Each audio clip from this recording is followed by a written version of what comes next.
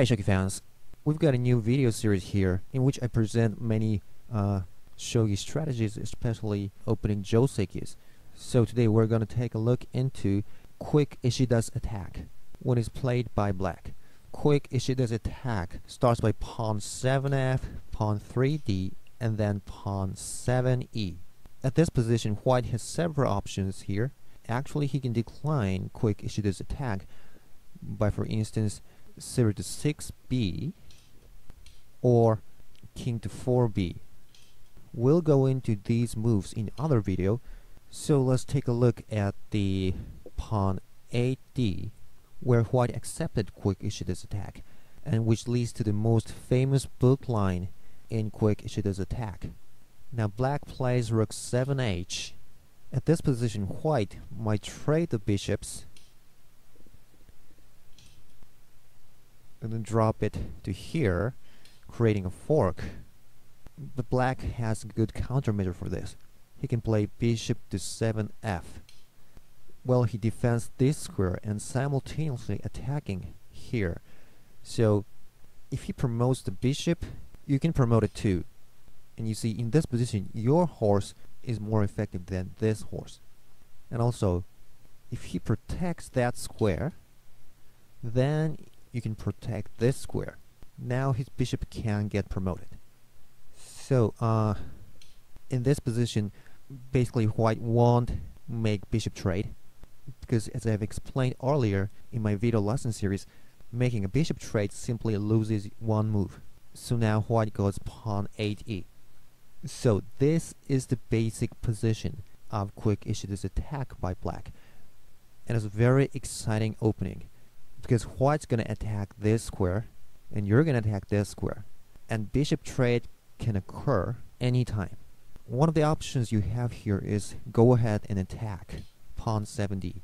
This move was originally thought to be not so good, but it's becoming popular these days because a new good move is found in the following lines. But we'll leave that to another video, and in this one we're going to take a look at the most popular book lines, where you play king 4h. You don't attack, you don't defend, just move the king. Well, what if white goes pawn 8f? Well, if you do that, well, then white is trapped, because after pawn captures and rook retakes, what's your next move? Well, you go pawn 7d, and if he takes it, yeah, bishop trade and king rook fork, so you win. Now if white can't take this pawn, he's in a big trouble. For example, if he goes silver 6b, this won't help, because bishop trade and forking the rook and silver. The rook can promote, but you can take the silver, and this is obviously good for black. And also, well, the best he can is abandoning his rook here and then retake the pawn. But in this case, you can simply create a dragon. Well, at this position, white can make, for instance, this bishop fork, but you know, this dangling pawn is too powerful, so he has no choice but to block it, so it's still good for black. Alright, so now you see white can go pawn 8f here. So his next move is silver 6b, preparing for black's attack to here. So now the most famous book line goes pawn 7d, and if white captures it, you'll see this famous book line here. You make a bishop trade and fork the rook and the silver. Well, it looks like your tactics has succeeded, but actually not. White has a good countermeasure for this. You know what that is? It's silver 7c, blocking the bishop and simultaneously protecting this silver. So now what are you going to do? Well, here you can go rook takes 7d. Well, if he takes it, you can easily win the game. But he has to do something about this, because he leaves it that way. Black's going to take it and it's a fork.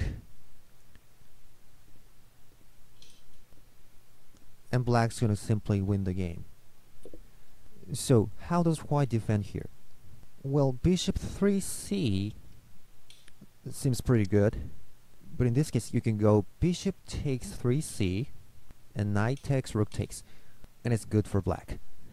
Well, this is the reason why you had to move the king to here. If the king was in its original square, he would have this bishop drop, and your king and the dragon would get forked.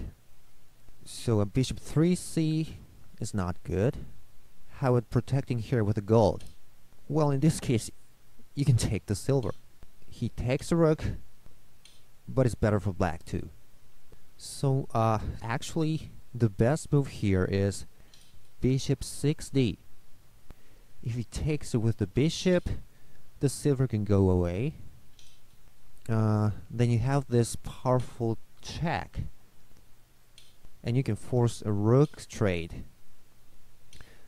But actually, white has a good move here. It's rook 8b, preventing black from dropping the rook here, and also attacking this bishop. And after bishop falls back, he has this fork. So, you shouldn't take it with your bishop. Now, how about taking with a rook? Well, it doesn't work either, because he'll take it with the silver, and you can have this powerful check again, but white can defend this attack. Maybe you can abandon the bishop and keep attacking, but your attack will be exhausted here.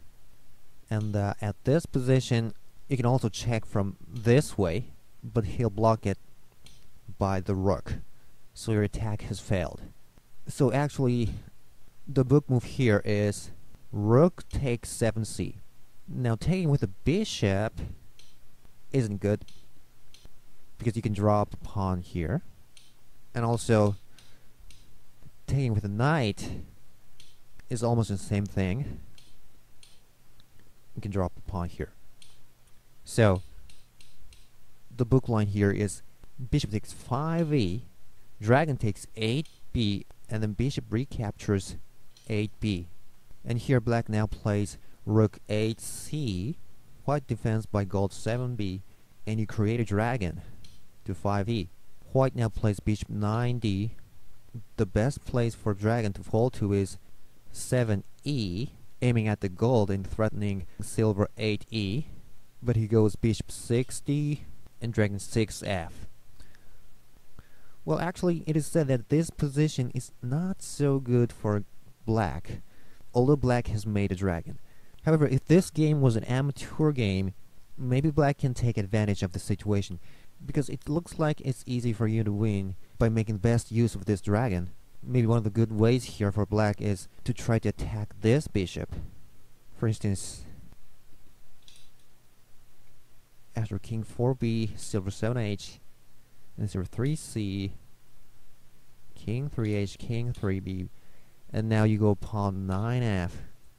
If white just go gold 4b, for instance, you go ahead and go pawn 9e, bishop hc. Well, he can't go this way, because he'll lose one bishop. If he folds back, this bishop's dead. So he goes bishop hc, silver 8d, bishop 9b, pawn 9d. Recaptures pawn 9c, knight takes, and last 9d. Well, I think this position is good for black. And another move I have to show you is, at this position you've seen rook 8c, but you also have rook 8d, right? In this case you can't make a dragon, but after he defended gold 7b, you have this good pawn drop 7c. After it's taken, silver 8c. This seems to be also a good attack, although it's still not easy to win. Well, if you don't drop the pawn and just go silver 8c, it doesn't work. See? He can save both the pieces. Alright, so now you've learned these famous book lines, but actually At this point, when you played pawn 7d, white has another option. Instead of taking it, he can also play gold 7b, just protecting the square. And actually in this way, he can decline the book's moves you've just seen. After you took the pawn, he retakes by the silver, pawn 7d, and here he goes silver 6d. After you go king 3h, avoiding the bishop fork here, you're defending the square, maybe pawn 7e. This would be another equal game, but it's totally different from the book lines you've seen. Alright, that's all for this video. Hope you've enjoyed it, and I'll see you next time.